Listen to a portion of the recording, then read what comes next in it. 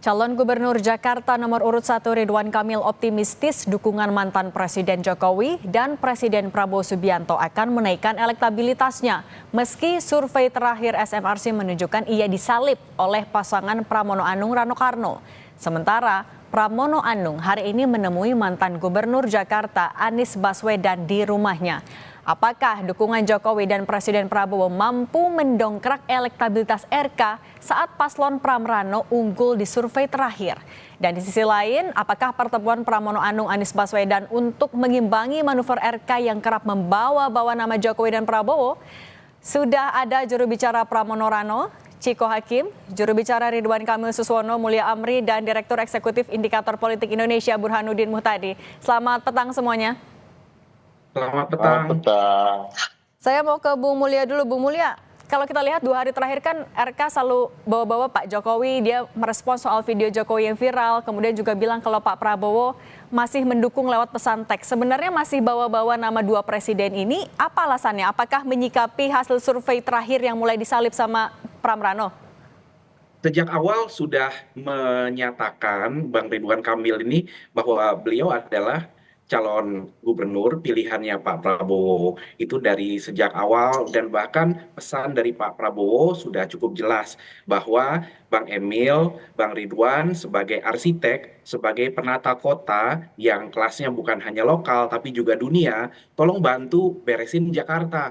Di Jakarta masih banyak permukiman-permukiman yang kurang layak, yang perlu diperbaiki, ditata agar masyarakatnya bisa hidup lebih sehat, lebih nyaman. Rumah juga masih terlalu mahal di Jakarta, tolong ditata. Lalu kemudian Jakarta ini harus naik kelas, harus menjadi kota global. Nah, ini yang bisa mengangkat Jakarta ini adalah orang dengan kapasitas internasional seperti Bang Ridwan. Dan itu sudah disampaikan sejak awal. Jadi bahwa kemarin itu lalu kemudian bertemu dengan Pak Prabowo, itu sebetulnya kelanjutan saja dari dahulu itu memang sudah harapannya Pak Prabowo Artinya agar kalau menurut ya Bung Pak Mulia Ridwan nggak Kamil ada hubungannya dengan survei terakhir yang mulai disalip itu? Oh, itu orang menyesuaikan saja ya, kebetulan aja karena keluar survei itu lalu sesudahnya bertemu dengan Pak Prabowo, Pak Jokowi lalu orang mencocok logikan. Tapi sebetulnya sejak awal ya memang sudah didukung oleh Pak Prabowo, didukung oleh Pak Jokowi di sini. Jadi memang kalau misalnya Pram dan Rano didukung oleh Ibu Megawati dan di kita Bang Ridwan dan Pak Suswono didukung oleh Pak Prabowo, Pak Jokowi, Pak SBY. Tapi artinya masih meyakini figur dari mantan-mantan presiden ini akan mampu mendongkrak elektabilitas di sisa masa kampanye? Dari sejak awal kami meyakini bahwa semua pemimpin yang berkualitas di Indonesia maupun di Jakarta itu memiliki tempat di hati sendiri bagi masyarakat.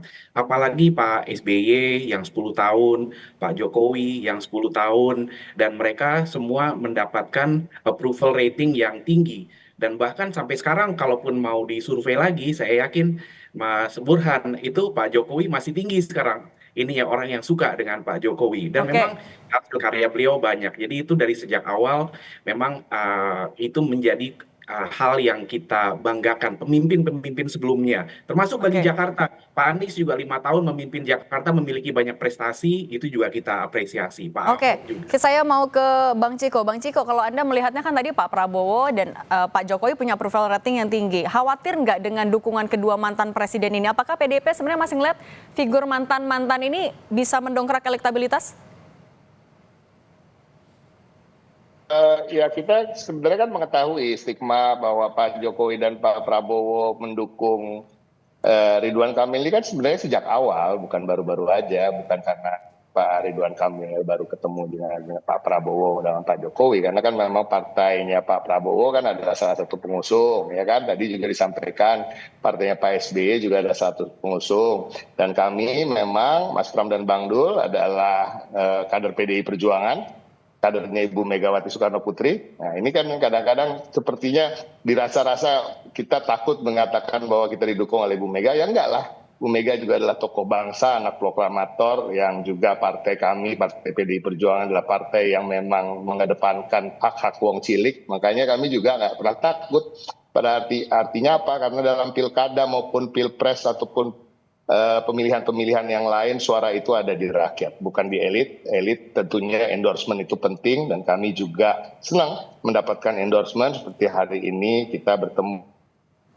Oke, endorsement penting makanya Pram Rano ketemu sama Anies Baswedan, Bung Ciko. 100% Bung Ciko? Enggak, maksudnya gini, kita kan ketemu juga dengan Bang Frits, ya, kita juga ketemu dengan Bang Frits, kita ketemu dengan Bang Yos, bahkan ketemu dengan Pak SBY juga waktu itu.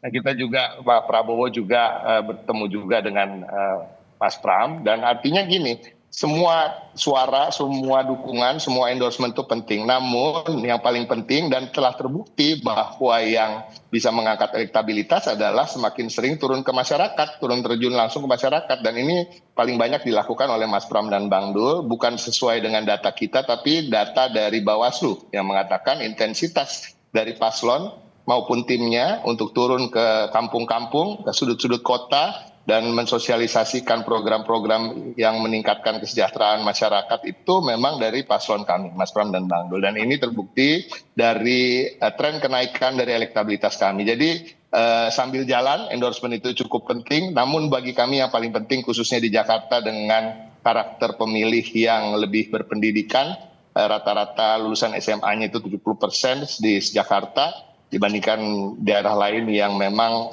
lulusan SMP lebih banyak. Tentunya masyarakat Jakarta juga bukan tipe masyarakat yang begitu saja mengkultuskan individu dan langsung membebek dari pilihan-pilihan elit politik, tapi juga mereka ingin memilih sesuai hati nurani dan siapa-siapa yang menawarkan program yang lebih mengena bagi masyarakat, khususnya masyarakat yang Bung Ciko, kan tapi Pram Rano juga hari ini ketemu sama Anies Baswedan. Apakah itu tidak bisa dibaca sebagai bentuk mencari endorsement juga dari mantan Gubernur Jakarta? Saya rasa nggak harus kata-kata mencari itu ya, karena sejak awal tentunya kita tahu teman-teman dari Mas Anies atau anak Aba dan timnya Mas Anies itu memang sudah 70% sejak awal pencalonan Mas Pram dan Bang Dul itu berada di tim kami gitu. Oke, berarti juga sama bukan dalam bentuk kekhawatiran karena calon lain didukung beberapa presiden ataupun juga atau jangan ini juga sekaligus mau mengokohkan elektabilitas yang sudah lebih unggul sejauh ini dari survei terakhir? Nggak terlalu ke situ. Bila efeknya seperti itu ya alhamdulillah, tapi pada prinsipnya kami lebih memilih untuk Mas Pram dan Bang Dul menyapa langsung ke masyarakat, dan ini terbukti sebagai strategi yang jitu sehingga sekarang survei sudah mengatakan bahwa kami berada di atas dan cukup jauh, dan kemungkinan untuk menang satu putaran sangat besar. Oke, yakin satu putaran. Saya mau ke Mas Burhan. Mas Burhan, dua paslon kita ini sama-sama bertemu dengan mantan. Ada yang mantan presiden, ada yang mantan juga gubernur Jakarta. Kalau setelah pertemuan ini dan endorsement, peta politiknya atau hitung-hitungannya di Pilkada Jakarta sekarang gimana? Seberapa berpengaruh tokoh-tokoh itu? Ya, saya belum punya datanya ya, efek pertemuan para tokoh terhadap calon kepala daerah tadi ya. Tapi kalau kita lihat Jakarta, itu minimal ada dua penjelasannya. Pertama adalah seberapa besar dukungan dari para tokoh tadi diketahui oleh warga. Nah, yang kedua, seberapa besar warga Jakarta mempersepsi pentingnya political endorsement. Nah, saya memulai dari pertanyaan kedua, yang misalnya lebih mudah. Jakarta itu tingkat pendidikannya 5 kali lipat lebih baik ketimbang nasional. Dan itu menjelaskan mengapa perilaku pemilih mereka itu lebih bersifat otonom, lebih mandiri ketimbang dipengaruhi oleh dukungan dari para tokohnya. Dan itu clear, 75% warga Jakarta menentukan pilihan atas kemauan atau keyakinan diri sendiri. Nah, pada titik itu saya tidak yakin ya dukungan dari para tokoh tadi punya efek besar dalam mengubah konstelasi elektoral, baik kepada calon gubernur RK maupun kepada Pramono. Itu yang pertama. Dan itu terkonfirmasi dalam Pilpres 2024 pada waktu Pak Jokowi masih menjadi presiden aktif mendukung Pak Prabowo Gibran, tetapi Pak Prabowo hanya menang 1%, nggak mencapai 50%, di Jakarta hanya 42%, Anies 41%. Nah, yang kedua, menjawab pertanyaan yang pertama tadi, seberapa besar masyarakat mengetahui ya political endorsement tadi. Nah, ini yang kita belum punya data empiriknya. Berapa banyak warga yang tahu pertemuan antara Pak Prabowo dengan RK. antara Pramono dengan Anies. Nah, ini kan baru bertemu, jadi kita belum bisa menguji. Tetapi yang jelas itu juga sangat dipengaruhi oleh seberapa besar endorsement itu. Contoh, Pak Prabowo dengan RK, pertemuannya dikemas dalam bentuk makan bersama, tanpa ada statement langsung dari Pak Prabowo kepada RK yang diketahui oleh publik. Dan ini kan agak berbeda ketika Pak Prabowo secara terbuka mendukung Lutfi dalam kasus Jawa Tengah. Jadi bentuk endorsementnya itu sendiri juga mempengaruhi. Kalau endorsementnya itu dalam bahasa pasemon, dalam bahasa high context, sulit juga buat warga untuk menebak ini sebenarnya kemana ini arah dukungan dari para tokoh tadi kepada calon. Tetapi kalau misalnya bentuknya itu low context, muncul statement langsung. Misalnya Mas Anies mengatakan kepada pendukungnya, wahai anak abah, pilihlah Pramono. Nah mungkin efeknya bisa lebih besar ketimbang hanya sekedar ngopi-ngopi bareng atau ngobrol-ngobrol bareng. Oke, kalau kita juga melihat karakteristik warga Jakarta, kan tingkat pendidikannya tinggi dan lain-lain. Kunci kemenangan para paslon ini ada di mana? Figurkah, mesin partai yang solidkah, endorsement, atau hanya murni di program-program yang ditawarkan? Ada sepertiga warga Jakarta yang sangat peduli dengan program.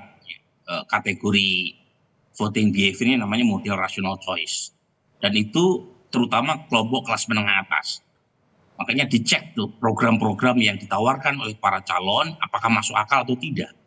Dan itu yang menjelaskan mengapa statement-statement Dharma Kun itu sering ditertawakan sama kelompok ini karena dianggap terlalu konspiratif. Tetapi program yang terlalu gimmick itu juga nggak bakal masuk pada kelompok sepertiga warga Jakarta yang sangat rasional ini. Tetapi ada kelompok warga Jakarta yang pilihan elektoralnya itu berdasarkan afiliasi primordial.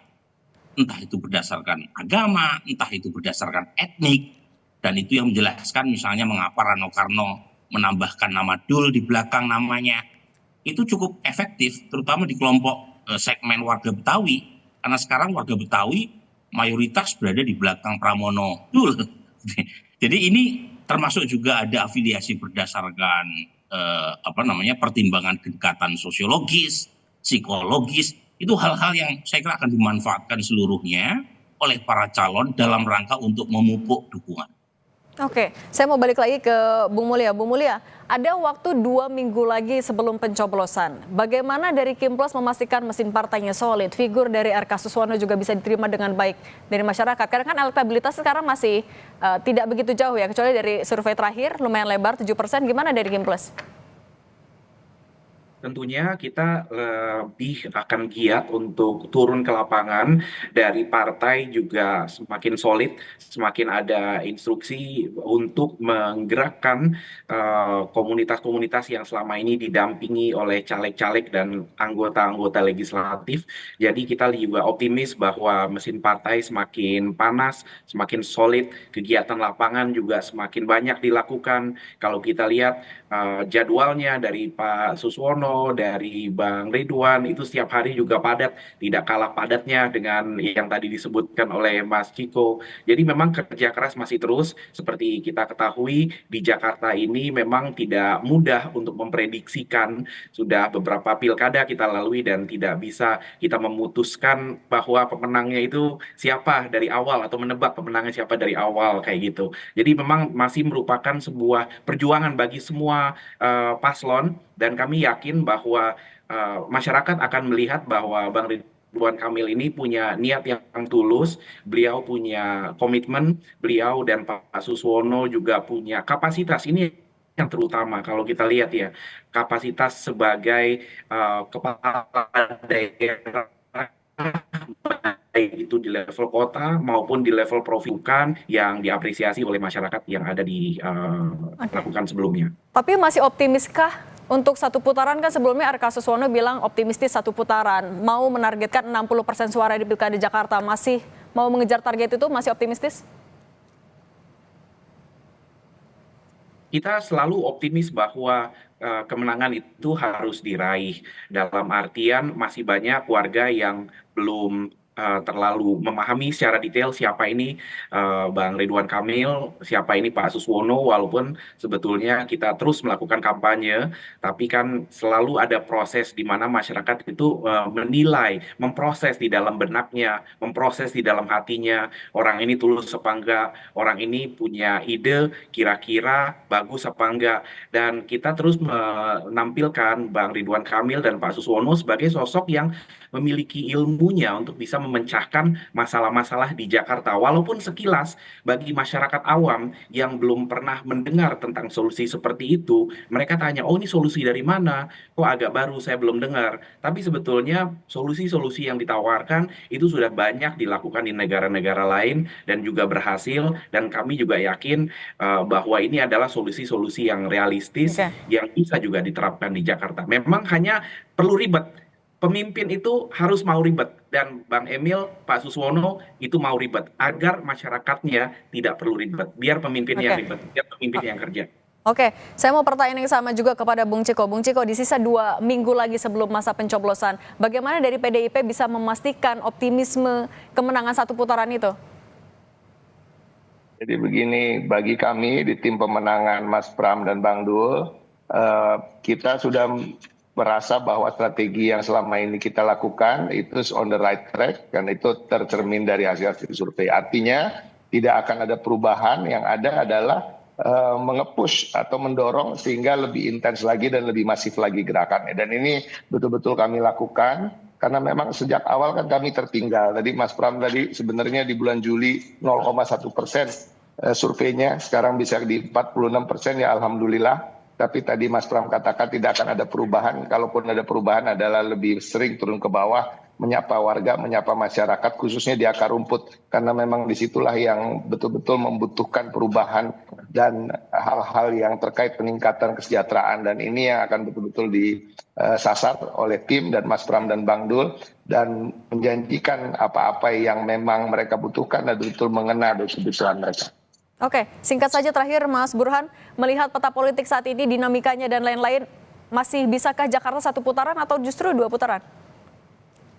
Ya kalau melihat survei SMRC masih memungkinkan 1 putaran, tetapi untuk Pramono. Tapi lagi-lagi survei SMRC kan salah satu survei. Beberapa survei yang lain misalnya Denny JA maupun Kompas itu kan masih perlu kerja keras buat Pramono untuk membungkus kemenangan dalam 1 putaran.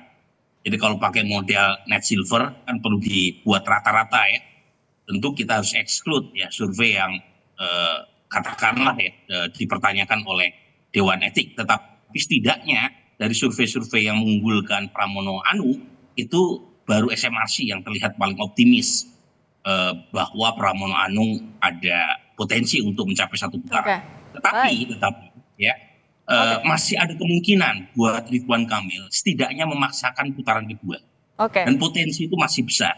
Yang pasti dari hasil survei adalah kalau terjadi putaran kedua, yang tidak lolos putaran kedua adalah Dharma Kuda. Baik, masih dinamis ya, kita lihat nanti 27 November 2024 seperti apa dinamika di Pilkada Jakarta. Terima kasih Bang Ciko, makasih Bang Mulya dan Mas Burhan sudah berbagi di Kompas Petang. Sehat selalu.